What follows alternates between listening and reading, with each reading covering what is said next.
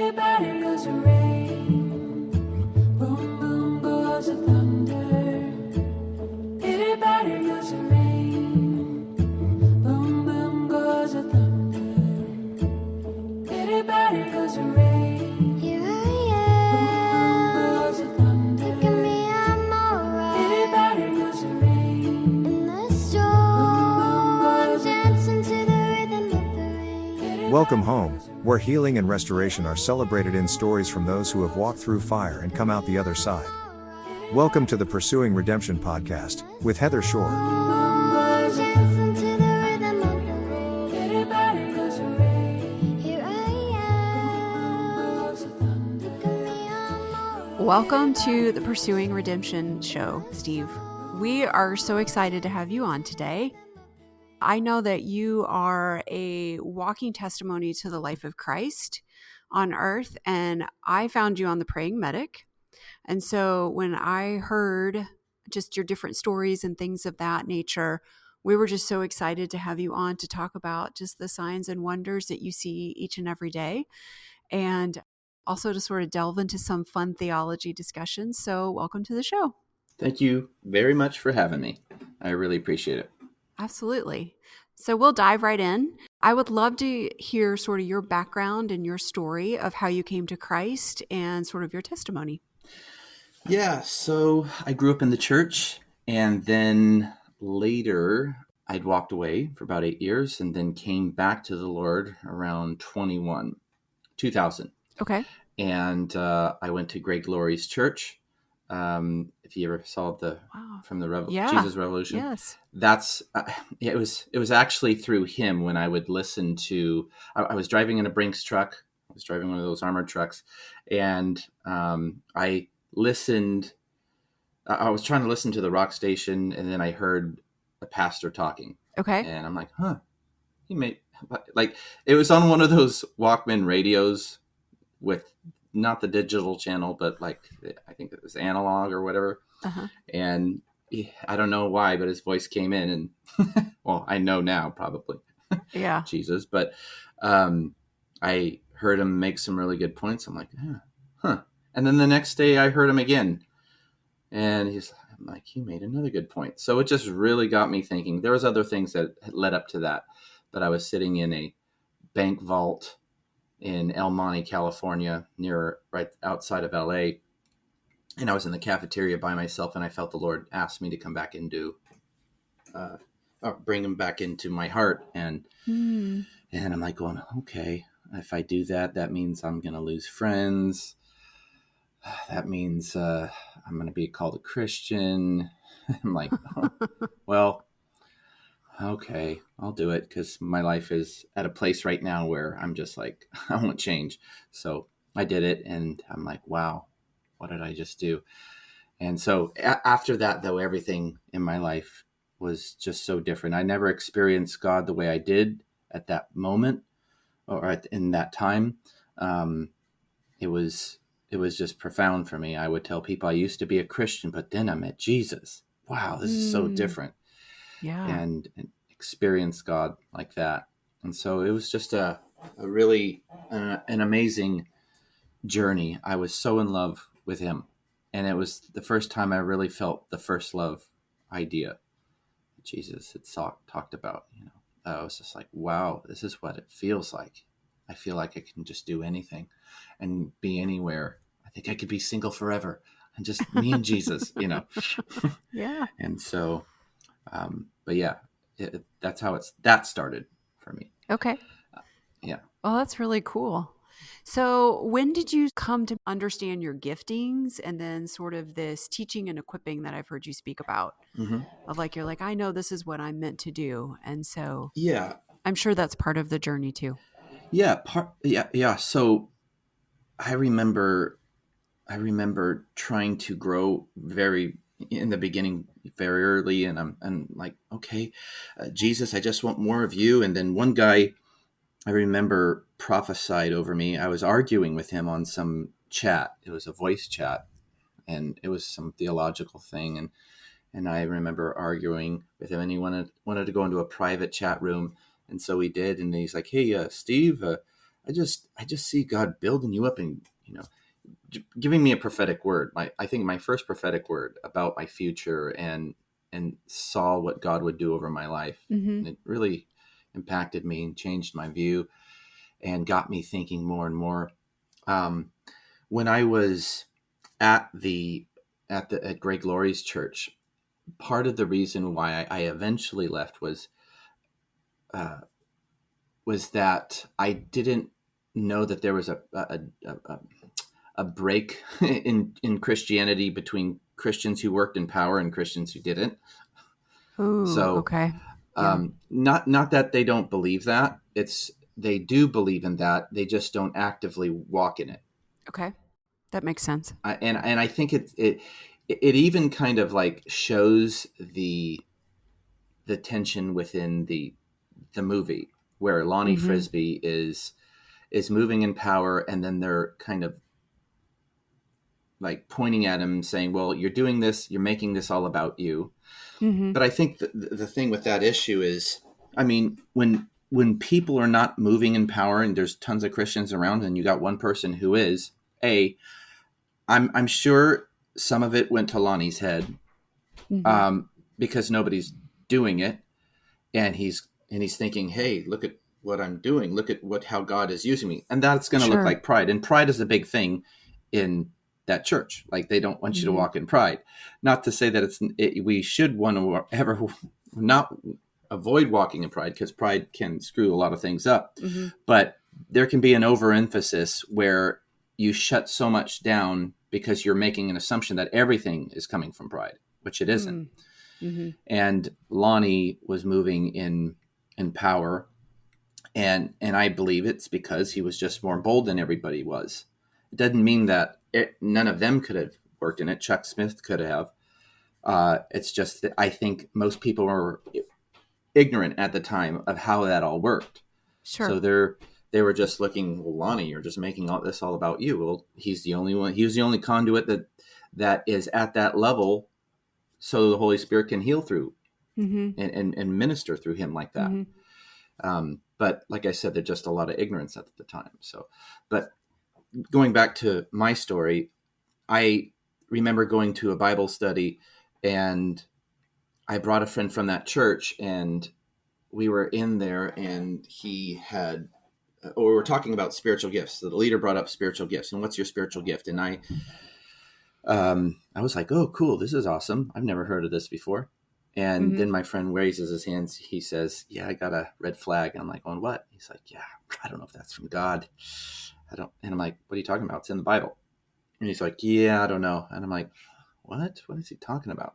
And then I started talking to everybody at the church about that. And they started backing off from me once I started to, bring that up more often about power and working in the spiritual gifts. And I remember one guy said he was saying that apostles and prophets are not for today. And he used this one scripture that meant nothing about that, but said it did. I think it said, and this gospel that was built upon the apostles and prophets. And he said, yep, that's good enough for me. Apostles and prophets are not for today. And I'm like, what? How did you just interpret that out of that scripture? Yeah. And so once I started asking more questions like that, then people started backing away. And I'm like going, well, I'll go somewhere else that believes in it. Okay. Yeah.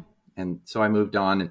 And but I was just so much more fascinated with that God works in power today, and I want to see it. So that was always my drive. I want to see God move in power. I want to see it. I want to see it. And then in 2008 is when I went to Africa, and then I started to see miracles there, because I had the intention of, well, I'm going to go there. I know we're going there because we were invited, and we're going to be speaking on a stage, and probably, the group's mindset was, let's just tell them about Jesus, because some of these people we will talk to have never heard about Jesus, even though we're invited there by a church.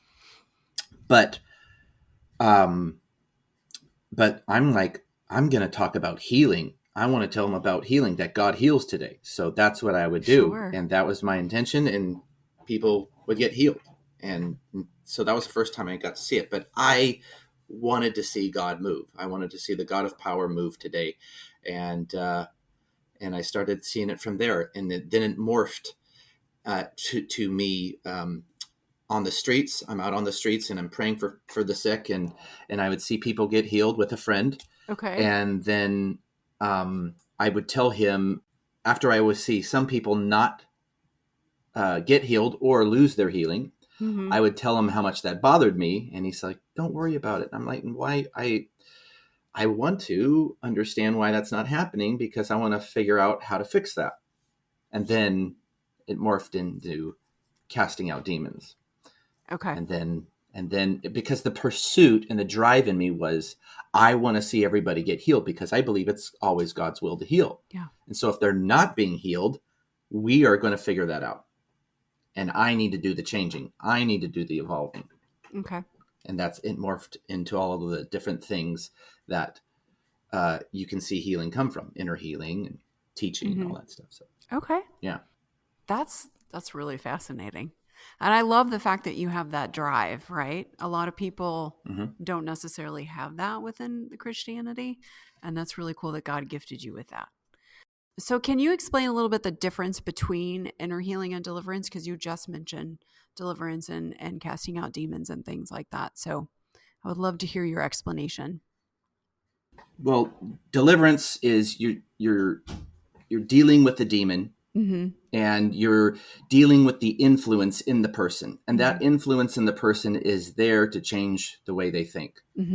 So with the demonic, we are we're trying to find the lie that the demon is there for, because the demon is always in a person because they want to bring them into a stronghold.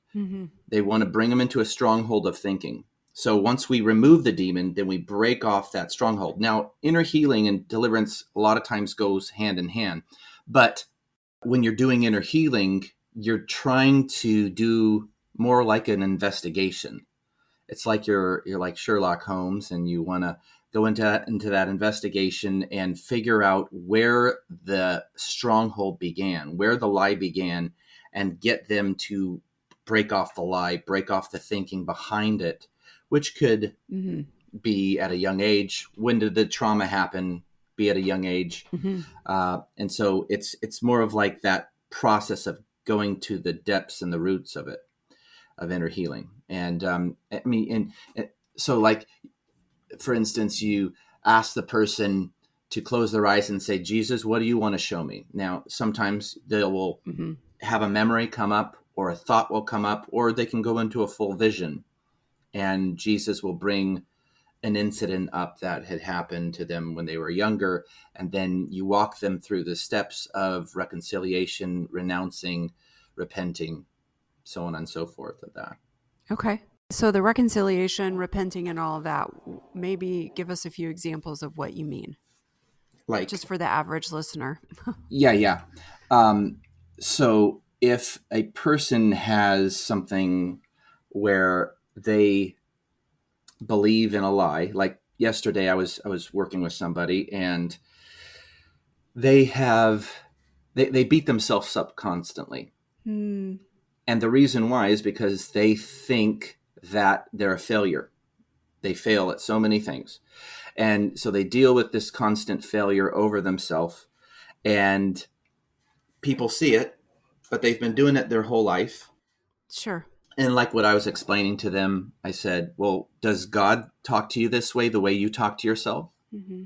So why would you, if he doesn't do that, though, why would you do that to yourself? Why are you beating up yourself, saying, I'm a fool, I'm an idiot, I'm stupid, which are ideas usually given by demons. Why are you going to do that and speak words over yourself that God is not authorizing, permitting for you? And when you get prophetic words and God talks to you and he tells you how much he loves you, tells you how he thinks about you, which is all positive. If he's telling you those things, why are you telling him yourself the opposite? You need to repent of that. You need to renounce that. You need to come out of agreement of that and start seeing yourself the way that God sees you. Because when he's telling you those things, he's trying to break you out of this stronghold, out of a rut, out of a pit that you have been stuck in. And spiritually, when you speak like that, you're giving the demonic power. It's like fuel to their fire to torment you. Mm-hmm. And so every time you speak like that, and you get into a situation where you fail, you failed on something, and you go, I'm a failure because I failed. Then you're giving an identity over yourself that God never gave you, and then you're giving the demonic power to torment you. Yeah. So you have to come out of that agreement. So, something along the lines of, Jesus, I repent for calling myself this, and then speak the opposite. I'm an overcomer. I'm a work in progress. Yeah. And you declare the other title, the titles that God would put over you. That's so good. And so you're changing the way you think. Sure. Absolutely. It sounds like the conversation I'm having with my son right now. Yeah. Because he will say things that are not good, right? As an 8-year-old. Mm-hmm. And I'm like, hey, you can't say that. Like, you have to speak kindly to yourself, Yeah. I think that starts at a young age. Absolutely. Yeah. And the thing, because the demonic is there to put the thoughts and feelings in them, Yeah. whether they know it's a demon or not. Yeah. So when you have a Christian who's been doing this for years, Mm-hmm. I'll pose the same type of scenario to them. Okay. And I'll say, if you're a parent, Yeah. and you walk in and you hear your own child saying this, like, I'm an idiot, I'm so stupid. Mm-hmm. Do you just sit by him and go, oh, that's so cute that you're doing that? I know you're trying to use reverse psychology on yourself and tell yourself you're not good, so you'll want to be good, so you don't have to be called that name. Yeah. But that's not what any parent does. You're Yeah. like, no, don't do that. Yeah, absolutely. Don't do that. No, don't. That's not who you are, because that's how the Father is with us. Mm-hmm. So the Father is going to be responding the exact same way to us when we're speaking that negative junk over ourselves. So Yeah. And I love how he lovingly responds to us too. yeah, So, yeah. So one of the things that we would love to hear is some inner healing stories and examples that you have. So I was thinking maybe we could do it in 3 buckets. Tell an emotional healing story, a physical healing that you've seen, and then maybe an SRA story, because we did have a previous episode on with a friend of mine that has been completely healed after coming out of SRA. Mm-hmm. So I would just love to hear some examples. Yeah. There was one we did the other day. I was praying for somebody, and I'd been praying for this person for a while when it came to for physical healing. Mm-hmm. And I mean, it's a combination of deliverance, healing, but once I did a lot of inner healing on them, because sometimes of why people are not getting healed is because there is so much demonic blockage. So Mm-hmm. it's like you keep removing more of the layers over it. Yeah. And then once you remove those layers, then getting the healing is going to be far more easier. Where you can pray 1,000,000 times and nothing changes. Yes. Yeah. Pray, and nothing's working. But we'd gotten to that point, and when I prayed, the word that was coming up was scoliosis. Okay. And typically, I would say almost all the time, scoliosis is a demon. And so I called the spirit of scoliosis to come out. I was telling it, leave, get out right now in Jesus' name. And then the demon came out, screamed out of the person. And the back pain that was high, it was lower back pain, went from like an 8 down to 4 or something like that. Wow. Okay. Or 5 or something like that, I think they said. And then and then we're like, okay, so that shifted. So let's find out what else is there. Mm-hmm. And then another thing had happened, which was trauma Mm-hmm. that compressed it even more from a jet ski accident. Okay. So they'd fallen off the jet ski and they got hurt. Now they were on the back, and the person was driving it, and they kind of were a little reckless. Yeah. And so they had some unforgiveness towards that. So we had to walk through some forgiveness for that. Repented, Okay. broke that off. Yeah. And then the pain level went down to like a 2. And then the last thing was a generational thing that came through the line. Her mother had back issues and grandmother had back issues. So we broke that off. And then once we did that, all of it went away. So it was in 3 parts. Okay. Yeah. So they got healed from that. There was a time, an inner healing issue. I was working with somebody who has this major fear of heights and bridges in particular. Mm-hmm. Now, there was some incident that had happened when they were younger of being on a bridge, and it scared them. So every time they would go over a bridge, they would just be petrified. And so when it came to inner healing, I had brought a part of them to come up. Now, a lot of times when we go through trauma, it depends on the person, but a lot of times when we go through trauma, part of your soul will break off into pieces. Okay. And when it breaks off, like for years in inner healing, what has always been said is that there's a wound there, and then the demon congregates on the wound. Well, what does the wound look like in the spirit realm? The wound looks like a part of your soul, literally. Okay. And and that part of you will be broken off at the age that it happened. Okay. Typically, most of the time, it could, if the trauma happened at 7, then you would in the spirit see yourself as a 7-year-old. And so when I was praying for that, and then all of a sudden that part of her came up, which it literally physically manifested, and she started talking like a little child. Wow. And as I'm working with her, she was telling me why she was afraid, and the reasons behind it. And I said, okay, well, do you know who Jesus is? And she's like, kind of. Part of her didn't really know who Jesus was. Okay. The person did, of course. Yeah. The adult. And then once I brought Jesus into the scenario, she could see Jesus in a vision. Because I would say, hey, repeat after me. Say, Jesus, come to me right now. Jesus, come to me right now. And then she sees this guy in white, and he's wearing a beautiful robe, and he's got the hair, and I said, would you like him to hug you? Yeah. And then she could physically feel him hug her. And then I had just had her being removed from that situation, because she was in a situation of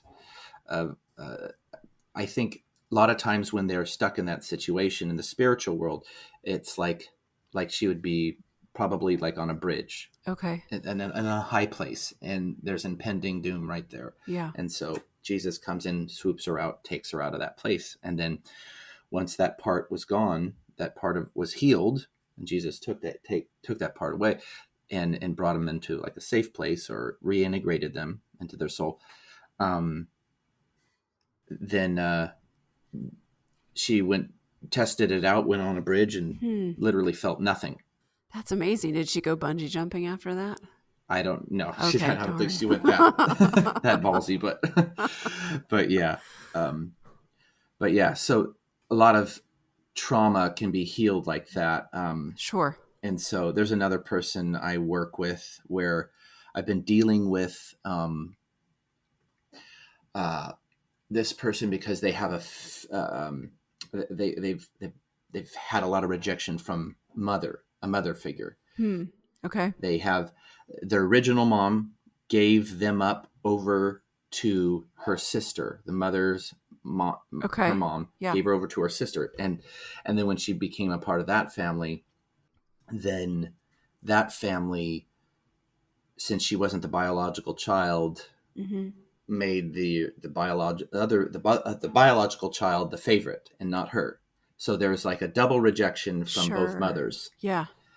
And so there's a lot of pain in that, and that we're still working through it. But there was one thing that had happened where, as we're trying to get to the scenario of getting a person healed, this one incident came up. So I'm praying for her, and as I'm praying for her, she's sitting there quiet, and then she looks at her hand. It's like she looks at her hand, and she sees a ring on her finger. And she starts freaking out in the spirit. She's like, get it off, get it off, get it off. And panicking, like in a full state of panic. Okay. It took me about a minute or two to calm her down. I said, it's okay. It's okay. Tell me what you see. And she says, I see a ring on my finger. And okay. I said, close your eyes and look at that ring and tell me what that ring says. It says, I am wedded to thee, or something like that. Or you are mine. Some form of commitment thing. Sure. And I'm like, okay. And then she goes, and there's a pentagram on my hand. She sees a pentagram on her hand in the spirit. Oh. I said, okay. Okay. Well, I go, well, let me find out why that all is. And then she's like, all right. And I said, whoever is in there, I just speak for you to come forth. And all of a sudden, a part of her from about 9 or 10 years old comes up. Mm-hmm. And I said, why do you have a ring on your finger? And she starts, now the what we call the core of the person, the main part of the person, starts telling me, I forgot about this memory. When I was 10 years old, Uh-huh. I was so lonely. I was really, really lonely. And I got a book on witchcraft. And I went and purchased this book. I started to read in the book, and there was this one part where it said, if you want a friend, we'll do this ritual. Oh, no. And so she went through this whole entire ritual, drew a pentagram on her hand, and got a cup of water, got some of her hair, did everything what it said, got a candle, burnt the hair, drunk the water, and then said this curse Okay. over herself. And then she spoke it out. And then it actually created like a commitment to this spirit when she did that. Okay. And so I had to renounce it all. A demon came up and manifested and was growling and all this stuff. And then we kicked it out and then got that part to know Jesus and brought Jesus into the situation, removed the ring and all that stuff. So, Wow. yeah, it was something she completely forgot, but obviously was ignorant of and didn't know. Yeah. As a child, you're so desperate for somebody to like you. Sure. You know, the enemy will Yeah. play off of those Absolutely. weaknesses in people. Yeah. That pain. Yeah. I'm sure you see that all the time. Yeah. Especially No, I do. going back into like childhood stuff. Absolutely. Yeah. So when she told me that, it was just like, yeah, okay, don't worry. It's okay. I know what we're dealing with. It's okay. That's Don't awesome. freak out. Like, we can do this. We can get through this. Yeah.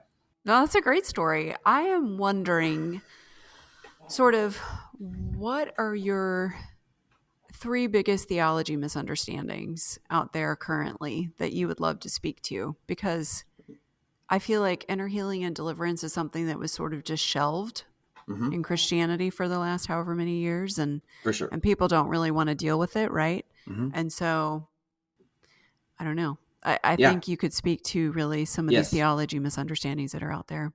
Yes, because one thing I'll say jokingly is that demons have taught me a lot. And the one thing that they taught me is what they don't want. Yeah. What they don't want is your image of God to be correct. Hmm. So they're going to work hard on so many levels to distort how you see God Mhm. and your image of God. And then the second thing is how you see yourself. Yeah. They want to distort how you see yourself, how you believe God sees you. Mm-hmm. So the first theology that I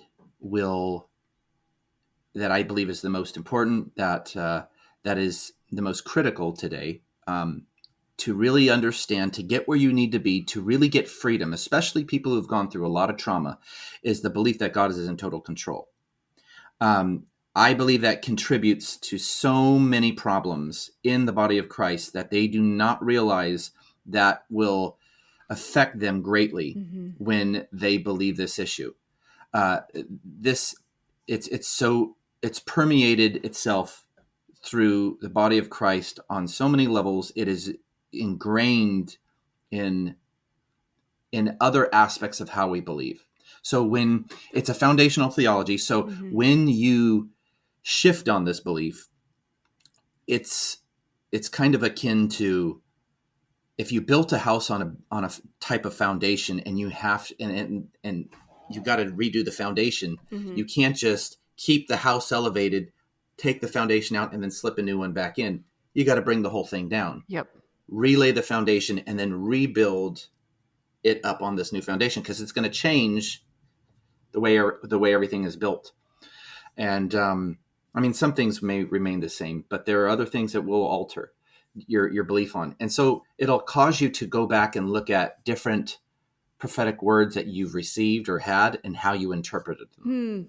Because the way you perceive God through this theology will shift the way you explain God to people and to yourself, and the way you approach him. Because if you see him as a person who causes you to get sick, causes you or allows you, I mean, I would say there's two forms of it. There's the causing, and there's the belief that God allows bad things to happen. And both Yes. are still saying that God is in total control. Most people are on the side of allow. They're not like a full Calvinist that says God is causing everything, but they're on the allow side. Yep. And to me, the Bible, the biblical foundation for that belief is the book of Job that Christians use, because it's they misunderstand the book of Job. Yeah. The thing is that Job didn't have his own book. Job blamed everything on God. We knew that it was Satan that did it. Job didn't know that. He never mentioned Satan at all in his frustration. Naked I come from the womb, naked I shall return. The Lord's given, the Lord's taken away. Blessed be the name of the Lord. Absolutely. Yeah. Well, he gave, but he didn't take away. Though he trusts me, still I will slay you. No, or I will serve you. But the belief is that Job is thinking that God is doing all this stuff to him or allowing it. But the real allow part, and I call this mob boss control, where you have a mob boss that signs off on the hit, and the hitman goes and does the job, but the FBI is going to really go after the mob boss. Yeah. And so this is why Satan is insignificant when Christians believe like this. Is they believe demons are insignificant because God allowed them to do this. God signed off on it. And so that's what I call mob boss control. But the thing is, when you look at the book of Job, the first chapter, Satan is going to the Father and he's telling him, he says, people only love you because you bless them. And he says, you've expanded his borders, you've made him a rich man. And then he says, he has our hedge around him. Now, Christians with this thinking, and they interpolate and put in protection, a hedge of protection. That is not what that's talking about. It's a hedge of blessing in context, because it says you've given him so much. In other words, he has all this livestock, he has all this land that you gave him. You've put a hedge of blessing around him. And so Christians interpret that God put this hedge of protection around him and then gave Satan permission to remove this hedge of protection. That's never the context. That's not what is being said. So when God is talking to Satan, Satan says to him, he says, touch him and he'll curse you to your face, because he's accusing God of bribing people to love him. That's the whole point of this argument, is that people only love you because you bless them. And then he says, well, that's not true. Have you considered my servant Job? He's like, yes, you put a hedge around him of blessing. You've given him a lot. Yes, I know about Job. And then Satan says to touch him and he'll curse you to your face. In other words, take it all away and watch Job curse you. Yeah. And then God responds back. He says, all he has is in your hands. Just, you can't take his life. So that's where people go, well, God gave him permission to attack Job. No, he stipulated what Satan was capable of doing. Yeah. Meaning, as a judge, a judge is an interpreter of the law. A judge doesn't make the law. A judge doesn't execute you. He's not an executioner. A judge just is an expert on the law and what it says. It's the law that chooses whether or not what happens to you. And the judge is the one who is clear on how this is to be understood. So God is a judge in that situation. He is just saying, this is what you're capable of doing, but this is what you're not capable of doing. Okay. So when we're doing deliverance and the demon is not coming out, the demon will say, why aren't you coming out? He says, because the person wants me here. Now, the person doesn't literally want the demon there, but they want to hold on to what the demon is using as leverage to stay in them. which is what we'll call legal rights. Okay. Now, Christians get irked by that idea of legal rights because they're going, no, legal rights, demons don't have legal rights, because I think they're not understanding the idea that just because there's a legal right doesn't mean it's God's will. Mm-hmm. It just means it can happen. If you go in a direction that God doesn't want you to go in and you get hurt, Mm-hmm. that's a legal right because you're enacting your freedom. Mm-hmm. It doesn't mean that God wanted that to happen, but he can't stop it because it's your choice to go in that direction. Yep. And even though it's against the will of the Father. Mm-hmm. So because the Father said that to Satan did not mean that this was God's will for all this to happen to Job. It just means it could happen Mm-hmm. because of the legalities against him. Mm-hmm. But he didn't have enough legalities to take out his life. And the other thing to think about is that Satan at the time at least also had the authority of the earth. From what was taken from Adam, Mm-hmm. or handed over from Adam, like he said to Jesus in the desert, he said, all these kingdoms, it was handed over to me and I can give it to whomever I want. Mm-hmm. And Jesus didn't argue with that because he knew it was true. He had the authority of the earth. So there was a level of power and authority that Satan did possess at the time, not to just mention personal legal rights. Sure. So again, God is only standing as a judge, an interpreter of the law, saying this is what can happen and this is what can happen. So when Job is asking God, he's accusing God of not caring. God can't also, it's almost like there's a non-disclosure agreement where God cannot tell exactly what is happening. And I think this is true in our day today, is that there are certain things that God can't tell you unless you have an understanding for something prior to that. Mm-hmm. Before. Like what I tell people is that when they're always trying to get their healing or the answer, like, hey, God, what's holding it back? We're asking for D, but God tells you A. And when you understand A, then you'll understand B. When you understand B, you'll understand C, and then C, you'll get the answer for how to get the healing. And the reason is because you have to get a grid to deal with some of the things that you need to deal with to get healed. You have to have a grid for inner healing. You have to have a grid for deliverance. Mm-hmm. If you're going to, because that may be the process on how you need to get healed for your specific issue. Okay. And so God just can't download some of these things to you. Like I always use the example, if I'm going to do open heart surgery over somebody, I just can't call an open heart surgeon over the phone and say, hey, can you tell me how to do it real quick? Like there's going to be a lot of words that he's going to use that you have to know previously that you would have had to gone to school for. Sure. So you can be on the same wavelength of understanding the anatomy of the body and how it functions and all the terms that go along with being a surgeon. So you just can't just do that by somebody talking to you about it. You have to have a grid for it. So that's why God sends you to a healing conference, because you asked for it to be healed. Okay, go to that healing conference and you're going to learn a bunch of this stuff. And then now you're going to have some tools that God can speak to you on to teach you how to get to that point. So God's not in control is the first one. I love it. Secondly, I would say this is that end times eschatology, the belief where everybody thinks that you're going to be raptured is the problem, because my main problems of why I think that these are the worst theologies is because it hinders the kingdom mindset. It hinders the mindset that a Christian has a job on this planet. The theologies that teach us that, and beliefs that teach us that all your job is to do is to sit around, repeat, go to a meeting once a week, repeat it, try not to sin that much throughout the week, and then go to heaven.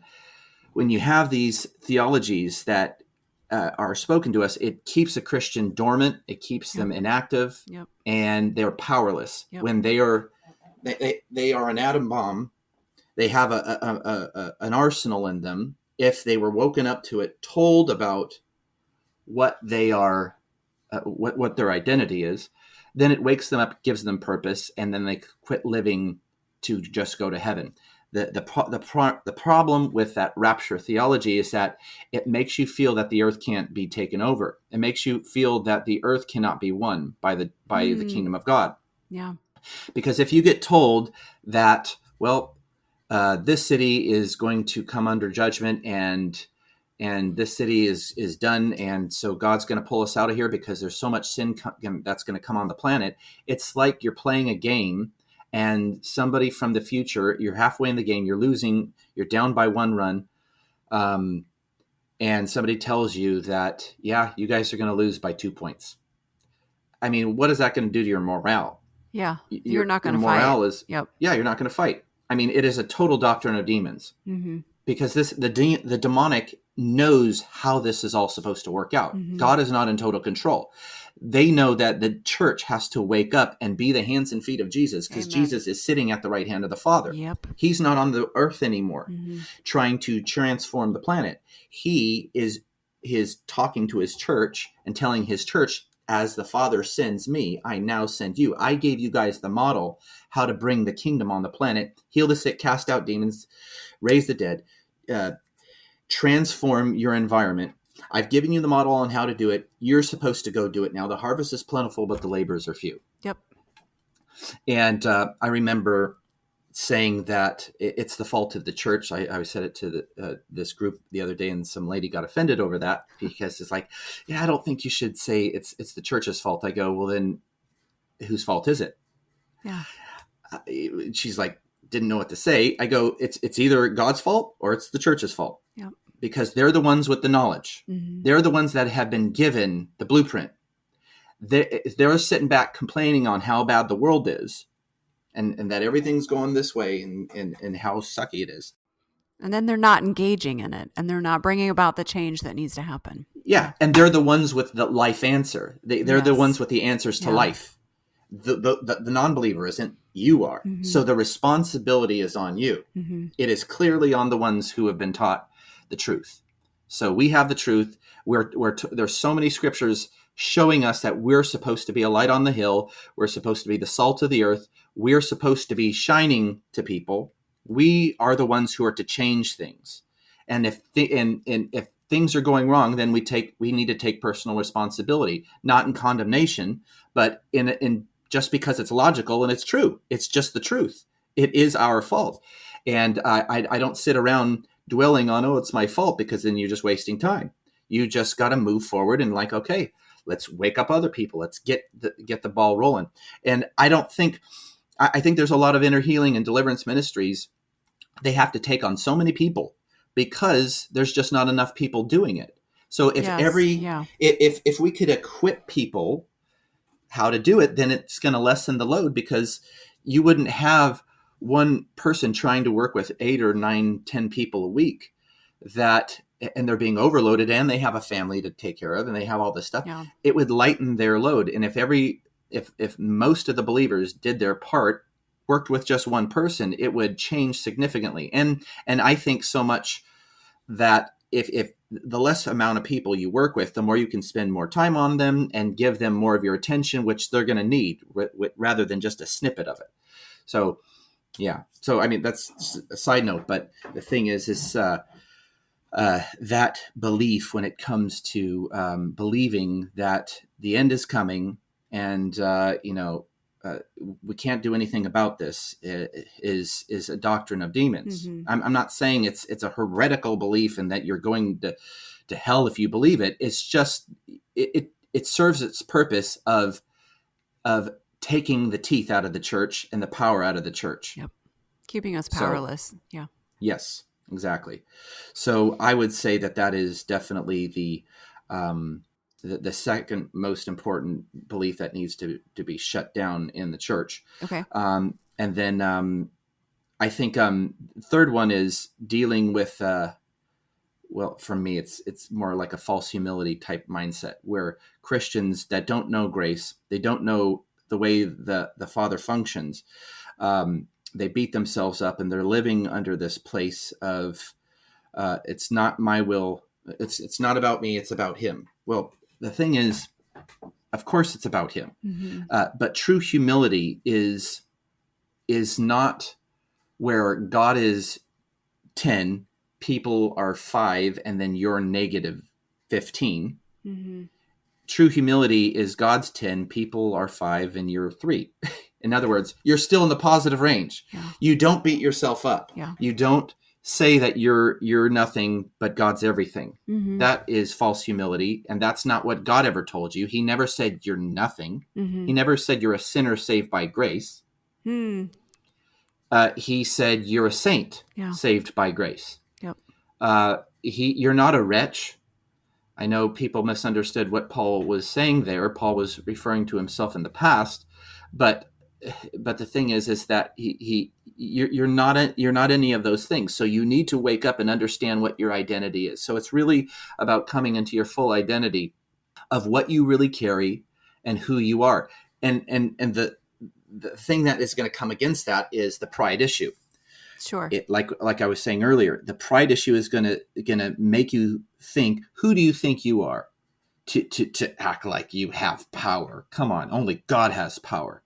Again, these are demons that are trying to weaken the mind of the church, so the church doesn't rise up and become who they're supposed to be. And I think those beliefs of false humility really cripple people. And I would tell people, when I would do worship, Mm-hmm. I'd play worship, and people would come up and go, "Oh, Stephen, it was so amazing. I was just so awesome." And I'm like, no. It's God. It's all God. It's only God. Are you a singer or instrumentalist, or what do you do? Yeah, I play guitar and sing. Okay. No, Fun. so, but they'd come up to me and they'd go like that, and I'm like, no, it's all God. No, hold on. Only He gets the glory. And then they go, okay, all right. And then you feel so like, yeah, I'm such a strong Christian. Look at me. You don't realize you're doing it, but that's where it's all coming from. But then I remember hearing somebody say, it offended me at first, but it was a good offense because it helps. Because offense sometimes helps move you forward. Yep. And he said, "You ever get those worship leaders that talk about their false humility, and they say, 'No, it's not me, it's Jesus'?" He's like, "Well, because they don't like taking any honor for anything." He's like, "Yeah, they'll come up and go, 'No, it's not me, it's Jesus.'" And then we're like, "But dude, if it was Jesus, come on. He would have brought the house down if it was Jesus. It wasn't all Jesus. It was partly you, okay? It would have been a perfect pitch. It would have been amazing, obviously. So it wasn't all just Jesus. So quit that." And that was, I think it was just coming out of a mindset of like a poverty mindset of, Mm-hmm. I'm not good enough. And Yeah. but it was partly just what I was trained in, obsess about pride. You don't want to get into pride because you see how it brings people down. But if you look at pride, or you look at humility in the healthy way, it's just an issue of order. It's how you put things in priority, make them priority. God is always first. People, you want to make sure that people are above you in that sense. Yeah. You want to, but when somebody honors you and blesses you, you just say thank you and receive it. It doesn't mean that you're prideful for receiving that. Compliment them back too. Yeah. That's how the kingdom is supposed to work, and that's how we stay humble. Oh, I wasn't humble. It makes me think one time we had a performance for something. I don't remember what it was, and my friend was like, "Hey, you did a great job." I'm like, "I did do a great job. That was really good." Anyway. Yeah. So I would love to know, I mean, those are all fantastic examples of the theology that's out there that people are just misunderstanding on. And I think keeping them back from actually serving out their purpose of what they have here on earth. But where can people find you, and what areas do you feel like the Lord is leading you into from a ministry standpoint? You can find me on my website, steveharmon.org. Okay. Harmon, HARMON.org. And then I'm also on Facebook. Steve I think that's where Peace I found you. Harmon. Yeah. Steve Peace Harmon. And I'm intending to start up my YouTube channel. Like I did it a few years ago, but because of the ministry I've been doing, it's just was too much to really do that. And Sure. so I want to get back into that, and it would just be Steve Peace Harmon on YouTube as well. So Okay. I think in the next month I will start cranking out some videos for it. But yeah, that's how you can find me. Okay. And then for the future, my goal is to teach and equip, because I work with two people who are SRA survivors, and one has come to the end of that journey. I have one other person that I'm still working with, Okay. and I will continue with that person, but meaning that would take up a lot of my time, because I was like a missionary to the people.